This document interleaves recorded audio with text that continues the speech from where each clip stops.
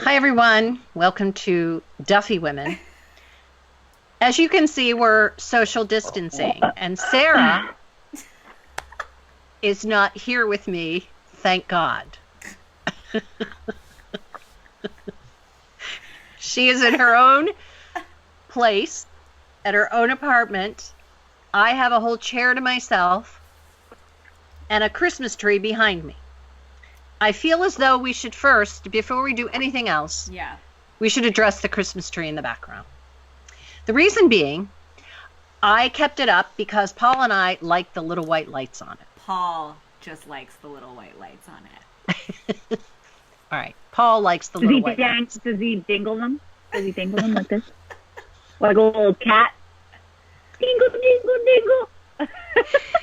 He doesn't dingle anything. Okay. Oh, okay. The fact of the matter is, several people have asked about this, and I decided to leave it up just as it was just sort of a trial and error kind of thing. Let's just see what we feel about it. Sure. Let's just see how we feel. I don't know. I kind of like it. And I was once told years ago, you should leave a little bit of Christmas up all year long. So that is my little bit of Christmas. But that's what I'm leaving up. That much Christmas? Like, that's a lot of Christmas to leave up. It is. It's a lot. But it's only in our bedroom. And the only time you see it is, well, every week when we do the show. So it's getting a lot of visibility. Not a big deal. I don't know. I haven't decided yet. We're almost halfway through the year. Maybe I'll take it down. I don't know. I haven't decided. It is almost April. It's been a rough couple of weeks. I'm not going to lie. I would like you all, though, to please follow us on Facebook, Duffy Women. It's so easy. You can find us so easy. But I would like to get that out there before we discuss what we're going to discuss tonight. It's going to be, Sarah, are you frozen that way or? No, I'm fine. I'm good. She's left. I'm awake. I thought maybe your screen froze that way. We're going to talk tonight. Tonight's topic is worry. Now, the funny thing was, we plan out a lot of the topics well in advance. So this topic was something we had planned out months and months ago before any of the coronavirus situation came up. Coronavirus! But I think a lot of people are worrying right now. They're worrying about finances. They're worried about getting the disease. They're worried about their children. They're worried about themselves. They're worried about their elderly, relatives, parents, friends, that kind of thing. It's a tough time. It really and truly is. So that's why I'm even happier that Sarah's nowhere near me right now. So I don't want you to. I don't want you to. Stop! Take that off right now. Oh, seriously. Take her off the screen now. I can't take her off the screen once we started recording. Okay, well, we need to. She actually sleeps How do with I that do on. this? Stop it, Sarah. Oh my gosh, you're grounded. Sarah, you are so grounded. Don't be rude. Maybe don't be rude, and I won't be rude back. Just a thought. You are so rude. That's everybody saw that, not just me. It's not like just the three of us. Mm-hmm. So well, we all know it was directed to you. That's true. Okay. Was it really just to me? Yep, right. And I'm going to keep it on. All right. Well, anyway. All right. So we wanted to talk about what's worrying us, Alex. Like, you're in Chicago. I feel really bad because you're far away. Like, I feel as though, and you live by yourself. You've got the cat, but that's about it. So he's not much. I mean, oh, you're alone and you have a cat. You horrible cat lady by yourself. I just mean, what are you worried about? Like, are you lonely? Are you worried about your finances? Now, you're still working, correct? Yes. No, I'm very lucky. We're entirely work from home.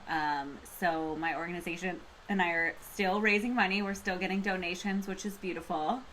So I'm not necessarily worried. I'm worried about everybody worrying. I'm not worried. I shouldn't say I'm worried, but I know it's a very difficult time, and I know that everybody's worried about a lot of things. And the one thing that I think keeps me not worried is that we're all in this together. And I think at the end of the day, like, no world communication or relationship or she's just making fun of me when I'm trying to make a serious point. No, I'm not. I was singing High School Musical. We're all in this together. Oh, it's true. So I really don't think that there is a way that we're not going to bounce back from this as a globe. But I think ultimately what is going to shift is a lot of perspective. And I think a lot of people, I mean, I'm super lonely. I actually realized in this experience that I'm lonely. I don't like being without human interaction. Like, I thought for a while that I was an introverted extrovert, and now I'm wondering if I'm an extroverted introvert. Or maybe that's the same thing. I don't know. Either way, I thought that I was an extroverted introvert, and now I'm realizing that I do get a lot of my energy from interacting with people and being social with people. And so this has been really hard for me. And I live alone. And I mean, I love my alone time. I love spending time with myself and like in my apartment, but it's definitely not something I want to be doing for, weeks on end. And I do think this is going to last a lot longer than the 2-week mandates, et cetera, et cetera. But I will say, Chicago, we're not doing good. No one is doing good. But in terms of cases, and I mean, who knows what 2 days will bring, but it seems like we're not pacing the way other big cities have paced because we are staying inside. So I just want to give a shout out to all Chicagoans because I think we're doing a really great job staying inside and quarantining ourselves. But I also, to finish, I think this is it's a good time for all of us to kind of go inward and really sit with our feelings, sit with ourselves, slow down and realize that maybe we don't have to work so hard and realize that you can work from home and realize that if a child is home with you and comes into the screen or talks on a conference call, like, we're all human. We all have children, we all have things going on. That doesn't make us less of a worker or less of a hard worker or whatever it is. So again, I think there's going to be a perception and a perspective shift that the whole world is going to eventually get to when we get out of this. So. And I think, too, worrying does no good. I mean, if I let myself think, I'm not working, I'm not getting paid. If I let myself think, I work so hard to have really good credit, for example, and I'm a little nervous about that because what's going to happen if come next month, and again, I agree with you in the fact that it's going to go a lot longer. But what's going to happen when I don't have that regular paycheck coming in? Paul sells restaurants for a living. That's not happening right now. He's working on some things that hopefully they have the vision to see that this will eventually end, hopefully. But it's a frightening time. It really is. I'm not alone in that. I mean, how many people that work, in bars and restaurants and other non-essential places? But if I let myself go there, I can really create a lot in my head. I haven't done that though. Good. And I'm actually pretty proud of myself because I've really enjoyed I've really enjoyed time with Paul. I've enjoyed time with my dog. We've been out. We go for walks. We have a wonderful time. I've even had some fun with Sarah and with Evelyn, and just relaxing a little bit and not worrying about what tomorrow's going to bring because I don't know. It's going to be a different day. Yeah. So, Sarah, though, you have a 4-year-old child, and I'm sure you have a whole set of worries that are different. So what do you think about? You're not working either anymore. So what are you thinking about? Stab right to the heart. You're not working. I just said I'm not working anymore. There are millions of people not working anymore. I'm just saying, I, like a person, am just worried. Like, as a person, like, it's just who I am. So, like, at a time like this, when everything is going to shit, it's very difficult for someone like me. Like, everything is just, like, going down, down, down. Or it's like a roller coaster. And I'm just, like, waiting for it to crash. But see, don't you think that's the lesson? I feel fine. I feel okay because I, unlike you both, am lazy as a person as well. So I'm a lazy worrier. So at a time like this, it's ideal for me. I am a lazy person, so I enjoy sitting at home, doing absolutely nothing, eating my weight in goldfish. I did have a nice FaceTime therapy appointment today. That was much needed. I cried for about 54 minutes of it, and I got it all out. And it just the damn thing, I got it out. I did what I needed to do, and then I started drinking wine at 3:02 p.m. My ration is getting a little low, so I'm a little worried about that. Don't worry, you can still go to grocery stores. I know, but no. In all reality, I think that I'm like doing what Mom is doing because I'm scared that like if I think about it too much, then I'm gonna think about the reality of the situation of like, oh, what April 1st, like what is my what are my landlords gonna say? Like I don't know if I'm gonna be able to pay my rent all together in one paycheck. I mean, and I've had a rough year anyway, so it was kind of like, it was super nice of this to happen right now because I kind of felt like I was getting my shit together, and now I don't at all. So, again, add having a 4-year-old to the mix, who coincidentally is kind of a psychopath. It's very hard to like chill. So like I'm just like constantly yelling and in this state of like chaos because I don't really get a moment to like just feel like, So this might be altogether. I'm going clinically insane, I think, but like I'm trying to make it cool, So maybe this is a time, though, to readjust your thoughts, maybe the way you think about things, but also the way you deal with Evelyn. Maybe it's a time to, okay, well, this isn't working, yelling constantly, and I'm with her 24/7. That's not working. So maybe these are all opportunities for you to.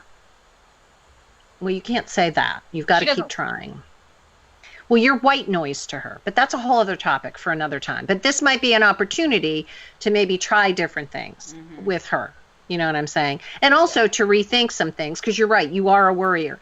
Do you guys think that women are just more programmed to worry as opposed to men? I think we have, I think women who are born women and choose to be women are more attuned to a variety of emotions versus a direct approach in thinking. I do think that men worry, and I know men that do worry, but I think the way that we're so open about it, and it kind of just, it's more natural to the kind of being that we evolutionarily were made as. Who knows, maybe this whole virus could change our evolutionary, programming, but yeah, I think if you're looking at a spectrum and women are here and men are here, I would say we worry more. Okay. Sarah, what about you? Yeah, I agree. That's it? Yeah. Are you sure? You okay? I think I'm glitching. Like my body. I think my body's glitching.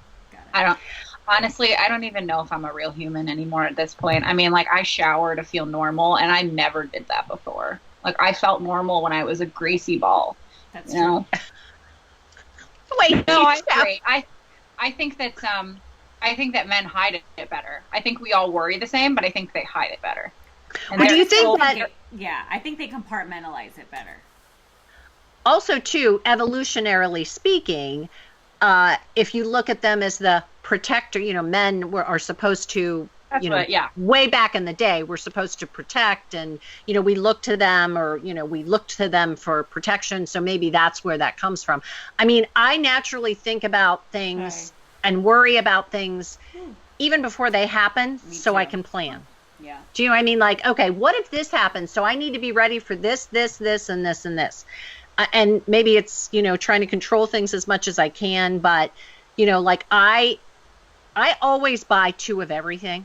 Like when I go to the grocery store too. or whenever I go, I always have at least, or when I order something online, I always order at least 2. So I'm never left without. So you're in the this one hoarding particular, all the toilet paper. no. This is, I'm talking about like even before this all happened, I do that. No, not I know. now. I know. But I'm just saying, so I'm not worried about having stuff, needing anything because I already had it. I already Me too. made I sure. have all the hair products I could possibly need and all Yeah. of the body wash. I have a shovel and I have 3 bags of cookies. I mean, I've made perhaps another lesson, maybe Perhaps. to start to think a little bit. Keep going like, back okay, to this is a lesson.